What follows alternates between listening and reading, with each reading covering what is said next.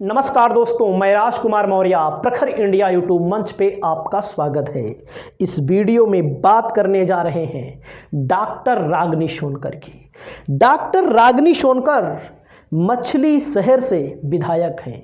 2022 की विधानसभा में समाजवादी पार्टी की तरफ से विधानसभा का चुनाव लड़ती हैं और चुनाव जीत जाती हैं।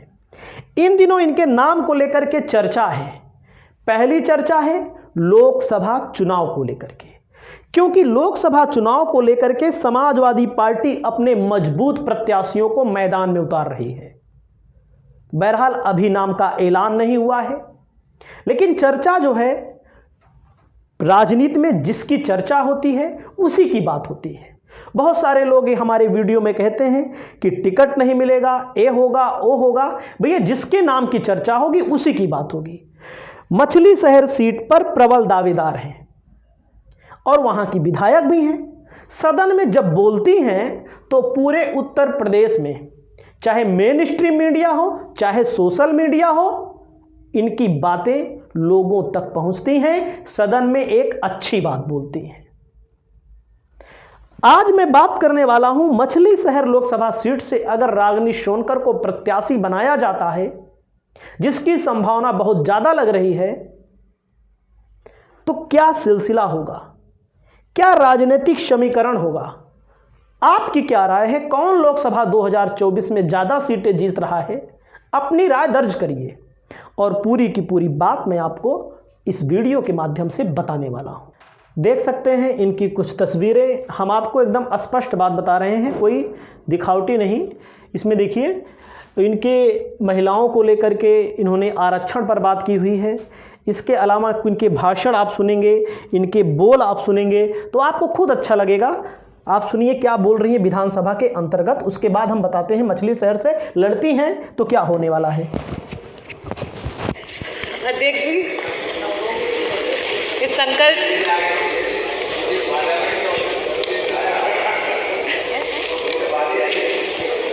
अध्यक्ष जी, अभी मैं डेटा पढ़ रही थी जो फीमेल फीटिसाइड की बात है, भ्रूण हत्या की बात है, और उत्तर प्रदेश बड़ी शर्मसार करती है बात कि हम लोग उसमें सबसे आगे हैं। जो 6 प्रदेश हैं, नहीं सर आप डेटा पढ़ लीजिएगा, मैं आपको अभी टेबल भी करा देती हूँ वो डेटा।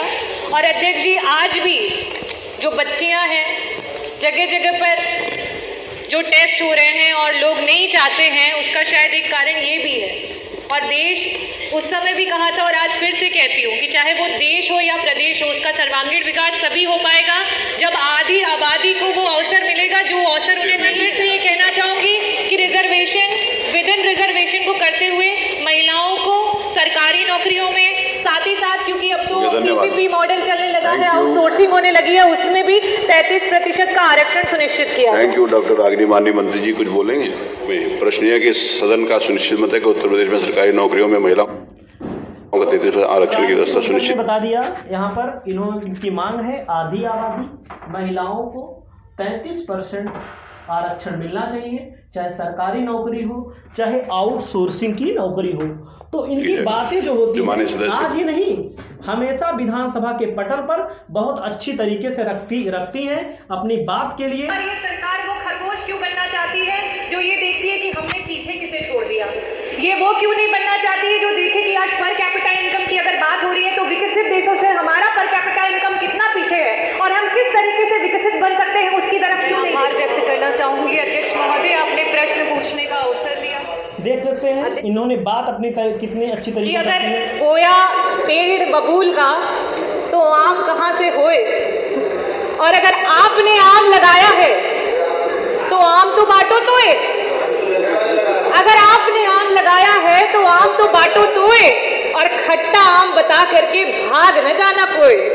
एक आर्टिकल पढ़ा जिसमें लिखा हुआ है कि बिजली विभाग के द्वारा 4000 किलोवाट तक की ज़रूरत है, और अभी फिलहाल में वहाँ पे 1600 किलोवाट तक की जो है मंदिर को भव्य बनाने के लिए आपके द्वारा सुचारू रूप से दिया जा रहा है।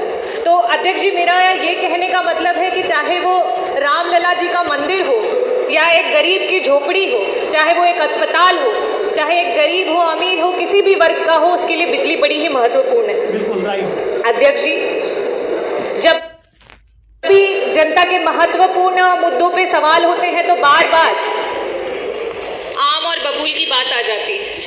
तो मैं मंत्री जी का समय न नष्ट हो और साथ ही साथ सदन का भी महत्वपूर्ण समय न नष्ट हो, तो मैं ये कहना चाहूँगी कि अगर बोया पेड़ बबूल का तो आम कहाँ से होए। देख सकते हैं इनके बात रखने का अंदाज, सदन में बोलती हैं, बहुत अच्छी वक्ता भी हैं। उसके अलावा बात करते हैं, अगर मछली शहर लोकसभा सीट से चुनाव लड़ती हैं जिसकी संभावना ज़्यादा दिख रही है, अब टिकट ना मिले, हो सकता है बदल जाए तो उसकी बात अलग हो सकती है, लेकिन देखो मजबूत कैंडिडेट लड़ाना, जैसे समाजवादी विधायक बीजेपी है, अपने विधायकों को लोकसभा चुनाव लड़ाती है, अपने मंत्रियों को लड़ाती है, अपने राज्यसभा सांसदों को लड़ाती है, वैसे उसी रास्ते पर समाजवादी पार्टी भी कहीं ना कहीं चल रही है। चाहे पल्लवी पटेल को देख लीजिए, उनकी के नाम की चर्चा है, आप चाहे लालजी वर्मा को देख लीजिए, अवधेश प्रसाद को, रविदास मेहरोत्रा को, ऐसे तमाम लोग हैं जो विधानसभा में हैं या विधान परिषद में हैं या सांसद हैं मछली शहर लोकसभा। तो यहाँ पर मैंने बोला आपको कि पार्टी मजबूत कैंडिडेट को चुनाव लड़ाना चाहती है। जो विधायक ऐसे कोई थोड़ी बन गया, सब थोड़ी बन जाते हैं विधायक, और लोग कैसे नहीं बन पाते हैं। और मैं आपको बता दूं, यह सीट जो है भारतीय जनता पार्टी 181 वोटों से चुनाव जीती थी। कुछ लोगों का यह भी मानना है कि इस सीट पर बेईमानी भी हुई थी, लेकिन अब भारतीय जनता पार्टी जीती है तो जीती है। बीपी सरोज यहाँ से विधायक हैं वर्तमान में, सांसद हैं वर्तमान में। अब आप समझ सकते हैं जौनपुर की सीट भी भाजपा हारी थी, मछली शहर की सीट 181 वोटों से बच गई थी कैसे भी। अब आप समझ सकते हैं यहाँ का जो मामला मैं आपको दिखा रहा हूँ, पिछड़ी जातियों का बहुत बड़ा बोलबाला है यहाँ पर। यादव सबसे ज़्यादा हैं, ब्राह्मण, फिर उसके बाद वैश्य, क्षत्रिय, कायस्थ, मुस्लिमों की संख्या भी बहुत बड़ी है यहाँ पर।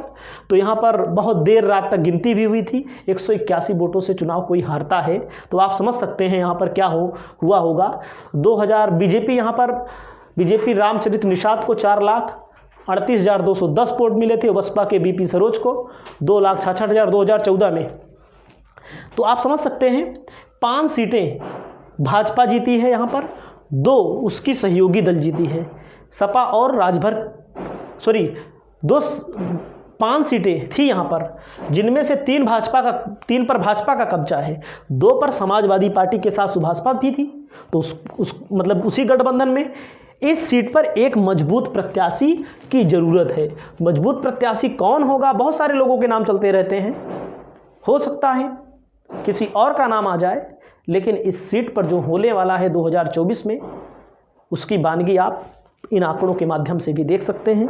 इस वीडियो में इतना ही। आपकी क्या राय है, अपनी राय दर्ज करें। नमस्कार।